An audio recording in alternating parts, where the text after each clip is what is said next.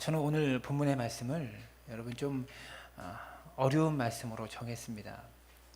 왜 그러냐면 한 다윗이라는 한 가정의 모습, 한 가문의 모습을 성경에서는 적나라하게 보여주고 있기 때문에 그렇습니다. 하나님께서 직접 세우시고 하나님이 직접 만드신 두 개의 공동체가 있어요. 그것이 무엇이냐면 바로 가정과 교회입니다. 가정에서는요, 우리 삶에 살아가는 인생의 행복의 문제를 가정이 좌우합니다. 따뜻한 가정인지 깨어진 가정인지 이것이 삶의 행복의 문제를 좌우한다고 할 수 있어요. 또한 하나님께서 친히 세우신 또 하나의 공동체는 바로 교회입니다. 교회는 우리 영적인 문제, 우리 삶의 영혼의 문제를 교회가 결정한다는 거예요. 그래서 참된 인생의 행복과 참된 영적인 행복은 바로 가정이 바로 세워지고 교회가 바로 세워질 때 가능하다라는 것입니다. 그래서 가정과 교회가 어느 하나 포기할 수 없는 매우 중요한 공동체라는 것이죠. 여러분, 태초의 천지 창조는 무엇으로 완성됩니까? 마지막에 하나님께서 가정을 만드심으로 아담과 하와를 만드셔서 짝짓게 하심으로 서로 결혼하게 하심으로 가정 천지 창조의 사역이 완성되어져 갑니다. 또한 예수님께서 이 땅에 오셔서 보여주신 첫 번째 기적이 가나의 혼인잔치에서 물을 포도주로 만드신 기적이에요. 가정에 시작되는 곳에서, 한 가정에 세워지는 곳에서 첫 번째 기적을 보여주셨다는 것입니다. 또한 예수님께서 이 땅에 다시 재림하실 때 언제 재림하십니까? 어린 양의 혼인잔치를 통해서 재림하십니다. 성경에 미리 예언된 사건이에요. 예수님께서 이 땅에 보이신 첫 번째 표적의 시작이 바로 가나의 혼인잔치였고, 예수님께서 재림하실 때의 모습도 바로 혼인잔치의 모습으로 가정이 완성되어지는 모습으로 재림하신다는 것입니다. 여러분, 이 사실은 무엇을 보여주냐면 가정의 중요성을 상징한다라고 말할 수 있어요. 우리 삶과 인생 가운데 가정은 매우 소중하다라는 거예요. 참된 종교는요, 가정을 중요시합니다.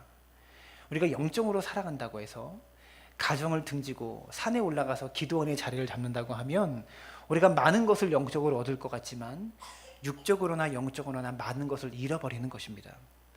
성령 충만이라는 것은 나 혼자 산에 올라가서 혼자 영성을 기르며 기도할 때 주어지기보다는 가정 안에서, 교회 안에서 사랑과의 관계 속에서 행복을 나누고 누릴 때 성령 충만이 정말로 우리에게 주어진다는 것이죠. 교회는요, 부모의 품처럼 따뜻함과 행복감과 안정감을 주어야 하는 곳입니다. 우리가 화려한 호텔에 머물고 있으면 기분은 좋아요. 잠깐 좋지만 계속 거기에 오랫동안 머물다 보면 무엇이 느껴집니까? 부담되기 시작합니다. 왜 부담이 됩니까? 요금이 얼마 나올까? 이렇게 부담이 되기 시작하죠. 이 호텔 속에 영원토록 거할 수는 없는 것입니다. 화려한 호텔보다 화목한 가정, 화목한 교회가 훨씬 더 깊은 행복감과 안정감을 우리에게 준다라는 것이죠.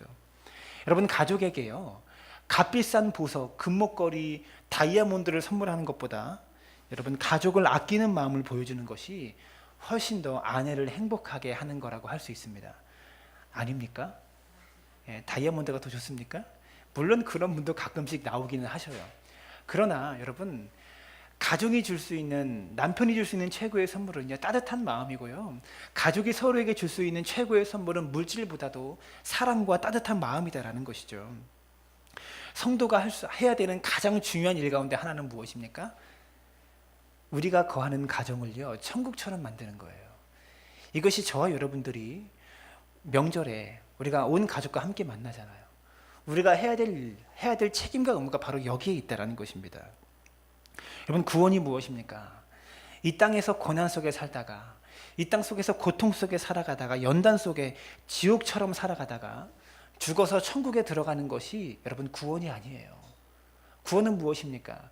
이 땅에서도 천국처럼 살아가다가 죽어서도 천국에 들어가는 것이 구원입니다.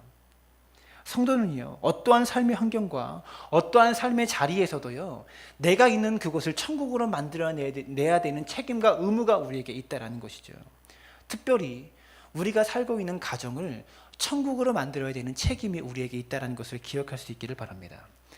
행복은 저절로 주어지는 것이 아니에요. 마술처럼, 요술처럼 뻥 하고 나타나는 것이 행복이 아니라 행복은 예술 작품과 같은 것입니다. 조각가가 정성을 다해서 빚어내듯이 작품을 만들어내듯이 행복이라는 것은요, 가족 구성원 한 사람 한 사람이요, 눈물의 헌신과 희생을 통해서 빚어내는 것이 행복입니다. 이것을 기억할 수 있기를 바랍니다. 성도는 교회 생활도 잘해야 되지만 가정 생활도 잘해야 합니다. 사랑하는 여러분, 어떤 가정이 은혜가 넘치는 행복한 가정이 되어질까요? 저는 오늘 본문 말씀을요, 좀 듣기 거북한 사건으로 잡았습니다. 주일날 이 이야기를 해야 되는가 말아야 되는가 고민도 많았지만, 제가 연구한 본문 가운데 여러분, 이 가정의 모습에 대해서 가장 적나라하게 보여주고 가정의 모습에 대해서 어쩌면 가장 역설적으로 보여주는 모습이 우리 다윗의 가정사의 모습이라서 이 본문을 정했던 것이죠. 참으로 입에 담기 힘든 다윗 집안의 가정사가 나옵니다. 다윗의 아들 중에서 암논이라는 아들이 다윗의 딸 다말을 겁탈하는 사건이 벌어집니다. 남매 사이에요, 오빠가 여동생을 겁탈합니다. 이 일로 인해서 다윗의 아들 중에서 압살롬이라는 아들이요, 동생을 살해하는, 형제 사이에 살인이 벌어지는 비극적인 일이 벌어집니다. 끔찍한 일이죠. 다윗의 자녀들 사이에 벌어진 이 안타까운 일에 대한 책임을, 아버지로서 아들을 잘 가르치지 못한 책임이 다윗에게 분명히 있습니다. 오빠인 암논이 여동생을 겁탈했을 때, 자신의 딸을 겁탈했을 때 암논 불러놓고 암논에게, 이 나쁜 녀석아, 너는 어떻게 이런 잘못을 할 수가 있니? 이렇게 호되게 질책하는 다윗의 모습을 성경 속에 찾아볼 수 없고, 자신의 딸 다말 데리고 오빠를 도와주고 아파하는 오빠를 위로해주러 갔다가 뜻하지 않게 겁탈을 당한 이 다말이 힘들어하고 슬퍼할 때 다말 불러다 놓고, 다말아, 너 많이 힘들지? 너 많이 괴롭지? 아빠가 미안하다. 아빠가 좀 더 네 마음을 위로해주지 못해서 미안하다. 이렇게 다말을 위로하는 아버지 다윗의 모습을 찾아볼 수가 없다라는 것이죠. 여러분, 왜 다윗이 가만히 있었을까요? 가장 큰 원인은 사무엘하 11장으로 건너 올라갑니다. 11장에 보면 다윗과 밧세바가 간음하는 장면이 나와요. 밧세바의 목욕하는 모습을 보고 이 다윗이 음욕의 마음을 품고요, 밧세바와 간음을 합니다. 자신이 가지고 있는 왕이라는 높은 지위를 이용해서 한 여인의 삶을 다윗은 빼앗아 버렸습니다. 그리고 그 일 후에 자신의 잘못을 은폐하기 위해서 밧세바의 남편이었던, 자신의 신복이었고 충신이었던 우리아까지 다윗은 죽게 만듭니다. 이것을 잘 보면 비슷하지 않습니까? 다윗이 범했던 그 잘못을요, 자신의 아들인 암논 역시도 똑같이 범하고 있다는 거예요. 다윗이 행했던 그 죄악을 암논 역시도 똑같이 범하고 있다는 거예요. 부모와 자녀는요, 닮습니다. 이것을 기억해야 돼요. 자녀들은 절대 사춘기 시절에 그런 마음 한 번씩 갖죠. 나는 절대 아버지처럼은 안 될 거야. 아버지는 닮고 싶지 않아. 부모님의 이런 모습은 닮지 않을 거야 라고 하지만, 부모님의 그토록 싫었던 모습이 장성한 후에 우리의 모습 속에서도 보인다라는 것이죠. 암논이 다말을 겁탈한 사실을 알고 다윗이 크게 분노했지만, 다윗은요, 이 일로 인해서 어떠한 조치도 취하지 않았습니다. 여러분, 다윗이 왜 그랬을까요? 아버지로서 다윗에게는 이런 마음이 있었을 거예요. 나는 이 문제로 자식을 훈계할 자격이 없어. 나는 똑같은 죄를 저질렀기 때문에, 자식 앞에서도 부끄러운 아버지이기 때문에 이 문제로 자식을 훈계할 자격이 없는 아버지야. 이런 마음이었을 것입니다. 다윗은 그런 마음 때문에 아무 조치도 취할 수 없었을 것 같아요. 여러분, 그런데 아무리 도둑이라도요, 자신의 자녀가 도둑질을 하려고 하면 때려서라도 말려야 돼요. 근데 다윗은 그런 모습을 보이지 않았다는 겁니다. 다윗이 왜 그랬을까요? 다윗 역시도요, 아버지에게 아버지로서의 모습을 배우지 못했기 때문에 그래요. 여러분, 다윗의 아버지가 어떤 아버지입니까? 다윗의 아버지는 이새라는 사람인데요, 이 사무엘이 다윗의 가정에 찾아와서 너희 자녀 중에서 왕이 될 자에게 내가 기름을 붓겠다라고 말할 때, 귀한 잔치에 자신의 형들은 다 불러 모았지만 다윗만큼은 일하게 했어요. 들에서 양을 치라고 일하게 했어요. 모든 형제를 똑같이 사랑하는 아버지가 아니라 다윗만 편애하고 다윗만 싫어했던 아버지였어요. 다윗 역시도 아버지에게서 아버지의 모습을 온전히 배우지 못했기 때문에 다윗 역시도 아버지로서 자식을 어떻게 가르쳐야 되는지를 배우지 못했던 아버지라는 것을 우리는 기억해야 된다는 것입니다. 자신의 부끄러운 모습을 그대로 닮아가는 자녀들, 그래서 그들에게 아무런 조치도 취할 수 없었던 고개 숙인 아버지, 이 부끄러운 아버지의 모습이 다윗이라는 사람의 아버지로서의 모습이었습니다. 여러분, 다른 자녀들이 어떻게 생각했을까요? 아마 이렇게 생각하지 않았을까요? 그런 큰 잘못을 저질렀는데도 암논을 훈계하지 않고 암논을 징계하지 않은 아버지, 아마도 다른 자녀들은 이렇게 생각했을 거예요. 우리 아버지는 암논만 이뻐하는 아버지야. 우리 아버지는 암논만 사랑하고 우리 아버지는 암논이 어떤 잘못을 해도 다 받아주는 그런 아버지야. 이렇게 아버지에 대한 오해가 점점 쌓여져 갔을 것입니다. 특별히 다윗의 자녀 중에서 압살롬이라는 아들이 있었는데, 큰 아들이 있었는데요, 이 아들은요, 이런 이유 때문에 아버지에 대한 증오심과 분노심이 점점 커져갔습니다. 결국 아버지가 특별한 조치가 없었기 때문에 다말의 오빠인 이 압살롬이요, 한을 품고 이 암논을 죽입니다. 살인을 저질러 버려요. 저는 오늘 이 이야기, 다윗 가정 안에 일어났던 이 극단적인 이야기를 가지고 본문으로 정하게 되었습니다. 오늘 본문 말씀을 통해서 우리 성도님들께 전하고 싶은 메시지가 있기 때문에 저는 이 말씀을 증거한 것입니다. 이제 구정 명절을 맞이하는 우리의 가정들의 모습 속에서 여러 가지 얽히고 설켜 있는, 말하기 힘든 크고 작은 가정사들이 얽혀 있을 것입니다. 그리고 그런 크고 작은 가정사들을 가지고 우리는 올 명절에 가족들을 만나게 될 것입니다.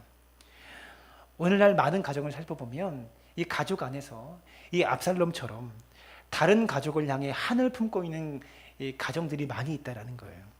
그리고 그 한은 대부분 오랜 세월, 어린 시절부터, 청년 시절부터, 청소년 시절부터 오랜 시간 동안 서로에게 쌓여온 감정의 골이 이렇게 생겨난 것이기 때문에 이 일들을 풀기가 참 쉽지가 않아요. 마치 다윗 가정처럼요. 사랑하는 여러분, 저는요, 오늘 우리 모두가 그런 가정의 상처를 치유하는 치유의 주인공들이 되어지길 바랍니다. 그리스도인들은 마땅히 우리 가정 안에서 이런 역할들을 감당해내야 된다는 거예요. 다윗 가정의 상처, 이 상처가 깊어져서요, 다윗은 결국 이 압살롬에게 나라를 빼앗겨요. 그리고 이 압살롬은요, 그 일로 인해서 죽임을 당하게 되는 엄청난 일이, 여러분, 다윗은 위대한 성군이었고 위대한 아버지였지만 가정에서는, 위대한 왕이었지만 가정에서는 형편없는 아버지였어요. 왜 그렇습니까? 이 가정 안에서 이 문제들을 중재하고 치유하고 해결하려고 노력하는 가족 구성원의 모습을 단 한 사람도 가정 안에 찾아볼 수 없기 때문에 그렇습니다. 이 문제를 어떻게 해결할까라고 노력하는 가족의 모습을 다윗의 가정 안에 그 누구도 찾아볼 수 없다라는 것이죠. 사랑하는 여러분, 우리 모두가요, 가정 안에 있는 문제를 해결하는 그런 문제 해결의 주인공들 되어지기를 주님의 이름으로 축원합니다. 우리가 어떻게 가정의 상처를 치유할 수 있을까요? 죄송합니다. 첫 번째로 가슴 아픈 가정사는 덮어주려고 해야 됩니다. 놀라운 사실은요, 이 집안의 가장이 다윗이라는 사실이에요. 이스라엘 역사의 가장 위대한 왕으로 추앙받는 다윗 왕이 이 집안의 가장이라는 것입니다. 여러분, 그래도 성경은 이 다윗에 대해서 실패한 가장이라고 비난하지 않아요. 실패한 아버지라고 다윗을 비난하지는 않습니다. 오히려 메시아의 조상으로 여기고요, 이스라엘 역사 가운데 가장 위대한 성군이라고 다윗을 칭송합니다. 여러분, 왜 사람들이 자식의 문제로 다윗을 비난하지 않을까요? 부모가 아무리 믿음이 좋고 부모가 아무리 바른 성품을 가져도 자녀는 얼마든지 삐뚤어질 수 있기 때문에 그렇습니다. 이미 부모가 된 사람은 그 마음을 잘 알고 있기 때문에 그래요. 자식 이기는 부모가 없다는 속담처럼 자식의 일탈을 막은 부모는 없습니다. 특별히 자녀 문제 때문에 부모가 오랫동안 마음 아파하고 마음 깊이 상처와 상심의 날을 보낸다면 비난할 수 없다라는 것을 많은 사람들이 갖고 있는 정서입니다. 부모의 실수와 부모의 잘못, 부모의 어리석은 결정 때문에 이 결정의 책임을 자식이 책임을 전가하고 책임을 지는 것도 매우 가혹한 일입니다. 반면에 자녀의 실수, 자식의 실수와 자식의 어리석은 행동을 부모가 책임져야 하는 건 역시도 매우 가혹한 일이라는 것이죠. 오늘날 많은 가정들을 살펴보면요, 바로 가정 내에 압살롬처럼 다른 가족을 향해서 한을 품고 있는 사람들이 많이 있습니다. 여러분, 가정 내에 갈등이 생기고 어려움이 생기면요, 한쪽만 일방적으로 잘못하는 경우는 거의 없어요. 대부분 서로가 잘못하는 경우입니다. 자기의 잘못도 있는 경우가 많이 있다는 것이죠. 그 잘못을 인정할 줄 아는 태도가 바로 용기이고 바로 성숙한 사람의 태도입니다. 우리 몸에 이상 신호가 왔어요. 뭔가 몸에 문제가 왔는데요, 괜찮다고 하면, 이 문제를 인정하지 않으면 병은 점점 더 커지게 되어지는 거예요. 여기가 아픕니다, 이 부분에 문제가 있습니다라고 인정할 때 그때부터 치료가 시작되어진다는 것이죠. 가정의 상처 역시도 치료되고 치유되려면 자기의 잘못을 먼저 인정하면서부터 들어가야 치유될 수 있다는 것이죠. 남들은 다 자기의 약점을 보고 있고 자신의 문제를 보고 있는데 자기 혼자만 그 약점을 인정하지 않고 그 문제를 인정하지 않으면 여러분, 치료의 길은 멀어지고요, 치료를 받을 수가 없는 거예요. 자신의 잘못을 인정하고 사과하지만 상대방의 잘못은 덮어주어야 여러분, 치료가 될 수 있다는 것입니다. 두 번째로 가장 중요한 것은 바로 나 자신의 변화입니다. 다른 사람의 변화보다 더 중요한 것은 바로 나 자신의 변화라는 것이죠. 인간관계의 회복을 위해서 가장 중요한 것은 자기 변화입니다. 그처럼 가정에서 상처를 치유하려면 먼저 자신이 고쳐야 될 점부터 고치려고 노력해야 된다는 것입니다. 그래야 상대방도 그 모습을 바라보면서 서서히 변화되기 시작하는 것이죠. 어떤 사람은요, 배우자의 잘못을 고쳐보겠다고 합니다. 이렇게 되면 결과적으로 어떻게 됩니까? 서로 상처만 받고 끝나버립니다. 차라리 가만히 있는 게 훨씬 나아요.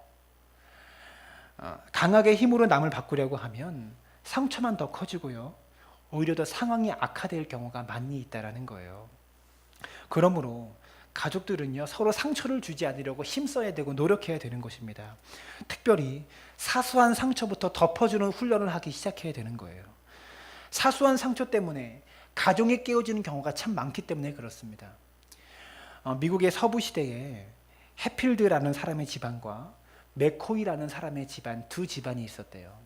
이 집안이 서로 이웃에 살고 있었는데 어느 날 돼지 한 마리가 누구의 것이냐, 이쪽의 집의 돼지가 이쪽의 집으로 넘어갔다고 합니다.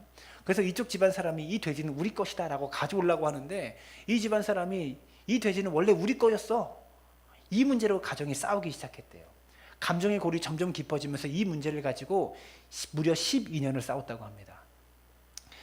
그런데 이 12년 동안 싸우다가 12년 동안 해필드 집안 사람이 3명 죽었고요, 맥코이 집안 사람이 7명 죽었고 외부인이 2명 죽었대요. 이 문제로 싸우기 시작하다가 자신이 받았던 상처로 인해 거기서 생겨난 분노를 극복하지 못해서 비극적인 일이 두 가정 안에 벌어졌다는 것이죠. 여러분, 때로는 이 사소한 일부터 시작해서 이 사소한 일이요, 큰 문제를 번질 수 있다는 거예요. 그러므로 사소한 잘못도 생각나거든 과감히 돌아서고요, 특별히 이 사소한 잘못 때문에 심한 말을 주의해야 됩니다. 이런 말이 있잖아요. 오는 말이 고와야 가는 말이 곱다.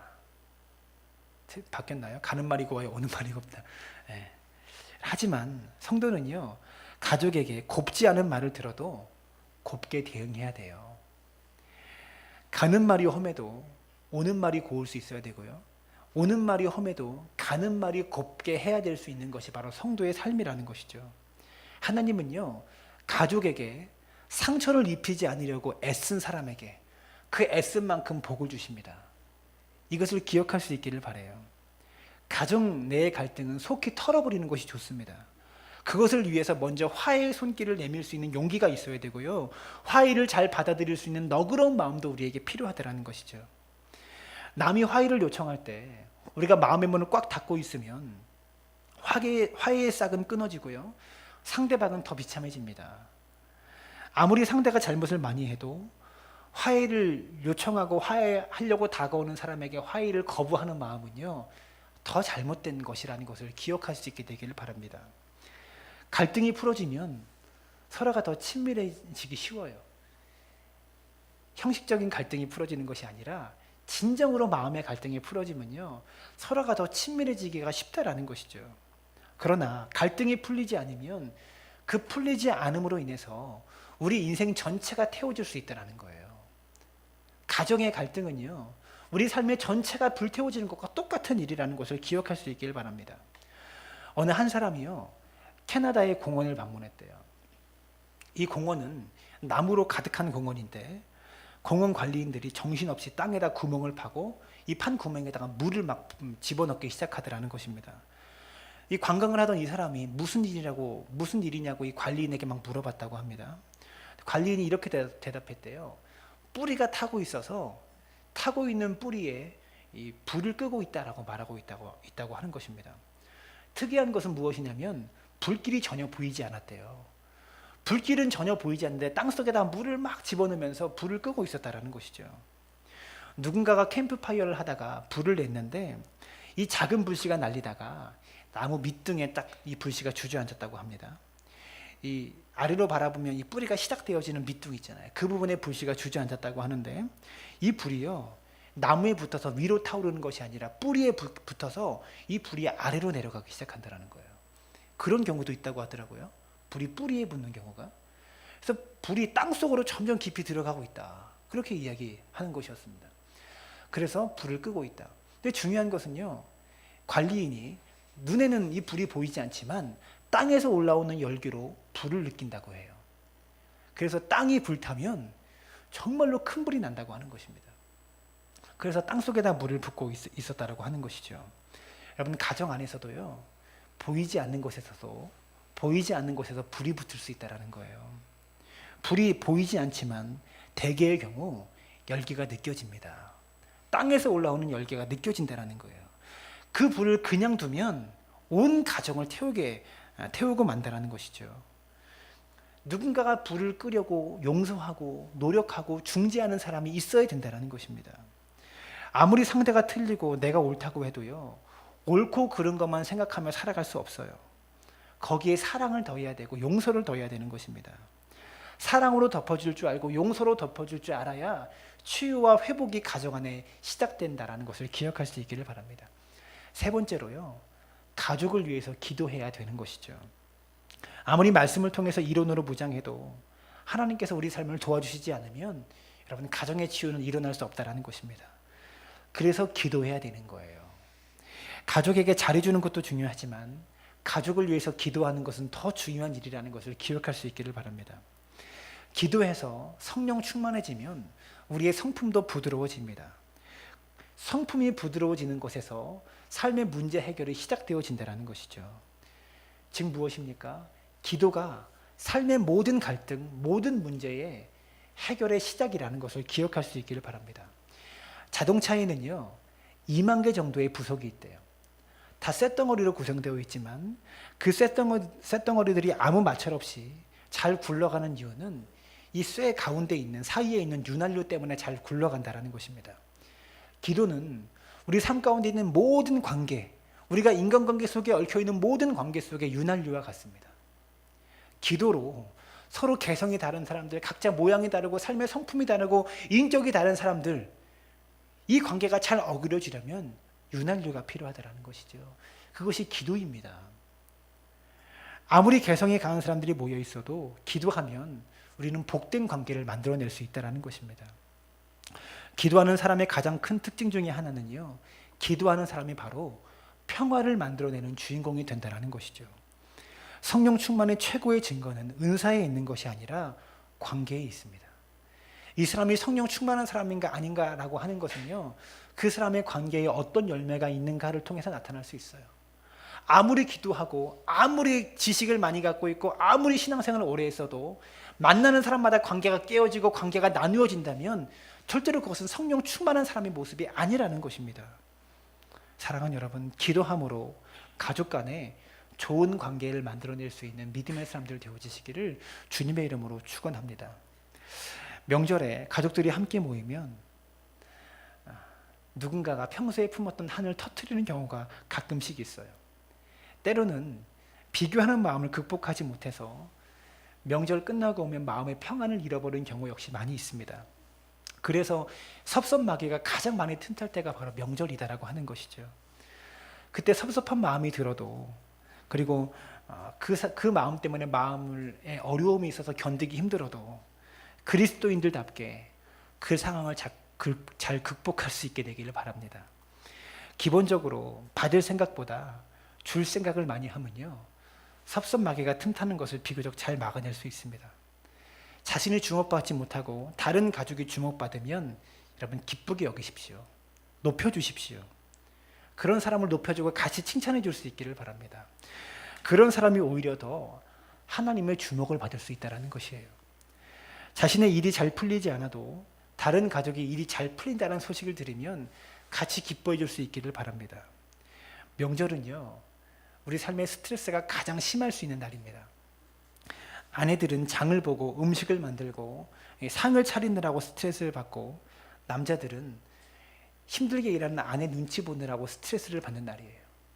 자녀들은 공부는 잘하냐, 직장은 얻었냐, 결혼은 했냐, 애인은 있냐, 이런 잔소리를 받느라 스트레스를 받습니다. 결국 명절은요, 행복한 날이 되기보다 오히려 더 스트레스를 더 많이 받고 인생의 가장 힘든 날이 명절이 될 수 있다는 것이죠. 그래서 상처의 가능성이 커질 수 있기 때문에 기도로 준비해야 됩니다. 명절을 생각 없이 그냥 맞이하면 안 되고요, 기도와 말씀으로 늘 준비해야 되는 것입니다.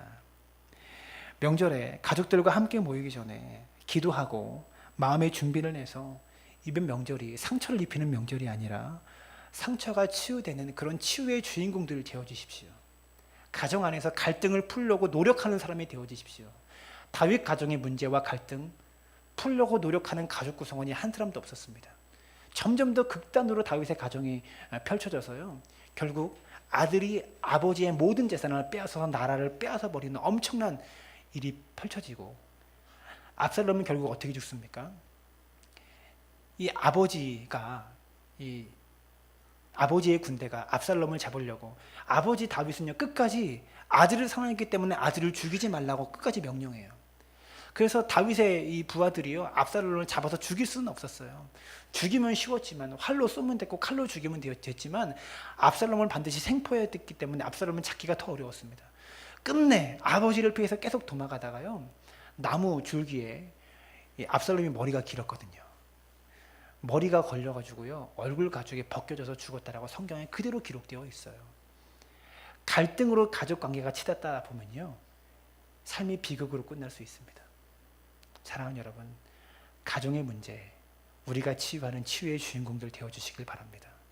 그래서 가정 안에서 참 예수 믿는 사람이다, 너는 참 그리스도인이다, 이런 소리 들을 수 있는 믿음의 사람 되어주시기를 주님의 이름으로 축원을 합니다. 오늘 말씀 기억하며 명절을 맞이하시기 바랍니다. 가정의 가슴 아픈 가정사는 덮어주시고요, 내가 먼저 변하려고 노력하시고 가족을 위해서 기도하는 명절 되어서 이번 명절을 통해, 구정을 통해 가족이 더 하나 되어지고 더 사랑하게 되어지는 구정 명절 되어지시기를 주님의 이름으로 축원합니다.